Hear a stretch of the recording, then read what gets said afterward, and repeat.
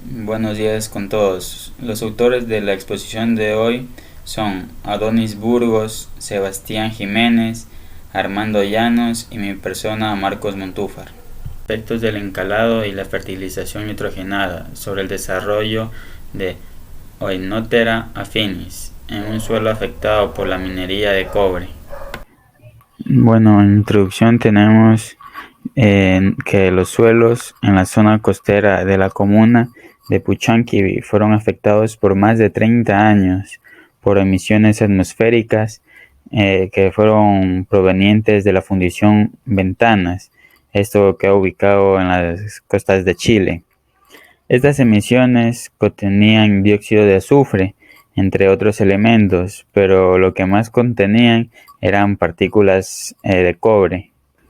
En consecuencia a esto afectó a los ecosistemas, haciendo el suelo muy ácido, también reflejando deterioros como paisajes de aspectos semidesérticos, una escasa vegetación y evidentes procesos erosivos.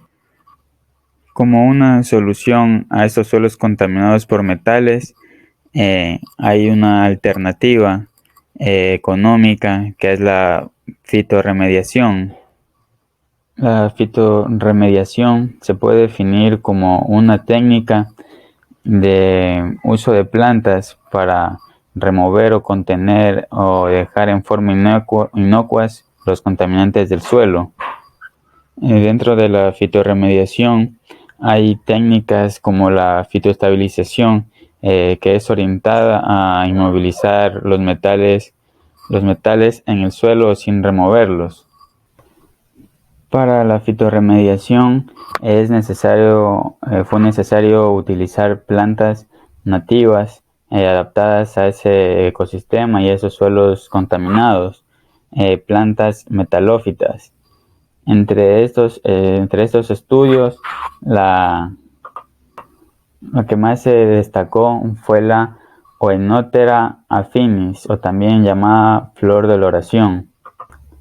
Esta especie es resistente a sequías, también a los contaminantes que existen, los contaminantes metálicos del suelo, y ayudan a la fitoestabilización. Aparte de esto, suele estar contaminado con cobre y ser muy ácidos, también se encuentran con deficiencia de nitrógeno. Para esto se aplicará cal, que aumentará el pH, y fertilizantes nitrogenados. Y bueno, el objetivo de este estudio fue evaluar los efectos del encalado y la fertilización nitrogenada sobre ya la planta mencionada Oenotera affinis en los suelos con alto contenido de cobre. En este estudio, el desarrollo comprendió la emergencia de cotiledones, supervivencia, producción de biomasa y también la acumulación de cobre. Para este fin se realizaron ensayos de laboratorio bajo control. Bueno, en materiales y métodos tenemos el muestreo y la preparación del suelo. Aquí se hizo una extracción del suelo a superficial hasta profundidad de unos 20 centímetros. Se hizo en Maitencillo solo para corroborar que existe contaminación en suelos de Maitenes, ya que estos dos suelos son entisoles y presentaron la misma cantidad de materia orgánica y la misma textura. Bueno, en análisis físico-químico del suelo, tenemos que el total de cobre se determinó luego de la digestión del suelo con ácido nítrico al 60% y ácido perclórico al 70%. El pH, el cobre intercambiable y el cobre, se utilizó el nitrato de potasio al 0.31 mol como extratante. Y para determinar la materia orgánica, nitrógeno, fósforo y potasio, se usó por métodos de rutina, y para determinar la textura fue por medio del método de hidrómetro. Buen día, ingeniero y compañeros. Siguiendo con el estudio, les voy a explicar el material vegetal. Las semillas que se había recolectado de Oenodera afines es en los lugares de los maitines, de los cuales se mantuvo por 15 días, y eso se evaluó la emergencia potencial de los cotiledones de las semillas, dando resultado, digamos que a los días 6 tuvo una emergencia de cotiledones el 52 menos más 9,4%, y el día 12 un 71 más menos 13,3%. En la emergencia de cotiledones de Oenodera afines en suelo encalado, aquí el sustrato se había realizado con distintos porcentajes de peróxido de calcio. Los tratamiento 0, tratamiento 1 0,5, tratamiento 2 0,1, tratamiento 3 0,2, tratamiento 4 0,3 y tratamiento 5 0,5%, de lo cual se había utilizado el peróxido del calcio como enmienda, ya que en sí es más rápido la reacción alcalinizante que el carbonato de calcio. Para eso se llevó, digamos, se secó a 60 grados centígrados y finalmente se determinó el pH, el cobre intercambiable y el potencial de cobre, de lo cual esto y el sustrato. Se sembraron 10 semillas en contenedores con 120 gramos de suelo, con 6 repeticiones para cada tratamiento. Eso se mantuvieron en una cámara de crecimiento los contenedores, los sustratos, con una temperatura constante de 23 más menos 1 grado centígrado, luminosidad de 1559 más menos 392 lux, radiación fotosintética activa de 380 a 390 de micro sobre mol sobre metros cuadrados sobre segundo, y 16 horas de luz y sobre 8 horas de oscuridad. Se determinó la capacidad de retención de agua, o sea, la capacidad de campo. Para esto se había regado cada 3 días agua destilada para mantener un 70% de la capacidad de campo. Este ensayo fue completamente al azar, duró 12 horas, de los cuales se evaluó diariamente la emergencia de cotiledones en cada tratamiento. En eso, para hacer las diferencias estadísticas de cada tratamiento, se había utilizado el análisis de varianza y el test de Tukey, con una confianza del 95%. En el aspecto del encalado y la fertilización nitrogenal en el desarrollo de Oenodera afines, aquí los sustratos se aplicó nitrato de amonio y cal, de los cuales fueron los siguientes tratamientos. El T0 es control, o sea, sin enmiendas. El T1 es peróxido de calcio, el T2 es nitrato de amonio y el T3 es nitrato de amonio más el peróxido del calcio, de los cuales se había utilizado el peróxido del calcio el 0,2% ya por los ensayos anteriores, y la dosis de nitrato de amonio es el producto comercial Nitromix, que es el 33% de nitrógeno. Fue un equivalente de 43 miligramos de producto por kilogramo de suelo, de lo cual se dio una concentración, digamos, para dar ese resultado fue nitrógeno en el suelo agrícola de 40 miligramos sobre kilogramos, y el nitrógeno disponible en el suelo muestreado, como pueden ver aquí, que es el 24 más menos 0,56, dando este resultado de 43 miligramos. Y de estos procesos se determinó el pH, el nitrógeno disponible, el potencial de cobre y el cobre intercambiable. Se llenaron los contenedores de 1,5 litros y 1,3 kilogramos de suelo, de los cuales se había trasplantaron 4 plántulas de Oenoderas afines. Se realizaron 6 repeticiones por tratamiento, del cual se mantuvieron por 60 días en una cámara de crecimiento. Se mantuvo igual como las otras de los otros ensayos, el mismo procedimiento. Lo único que se había cambiado fue el rango de temperatura, o sea, fue 16 grados centígrados en el día y 22 grados centígrados en la noche, y también teniendo una capacidad de campo al 70%. Ya pasado de esto, se cosecharon las plantas de cada contenedor, o sea, separando los tejidos aéreos y raíces, lavando con agua destilada, y después de eso con una solución de ácido clorhídrico al 0,1 molar y el agua destilada. Para luego de esto se había secado a estufa a 70 grados por 48 horas para determinar la biomasa aérea.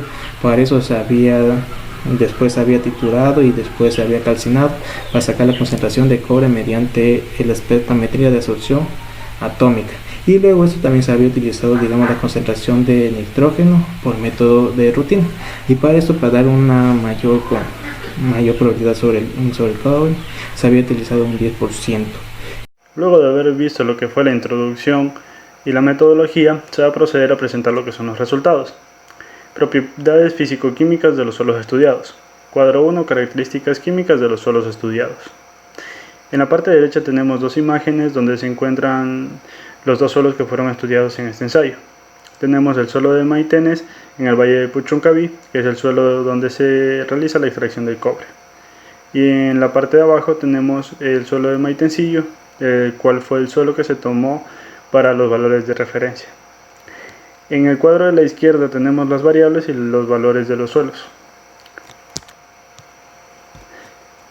En los primeros parámetros tenemos lo que es el cobre total, donde en el suelo de Maitenes tenemos 300 miligramos por kilogramo de suelo y en el suelo de Maitencillo 600 miligramos por kilogramo de suelo.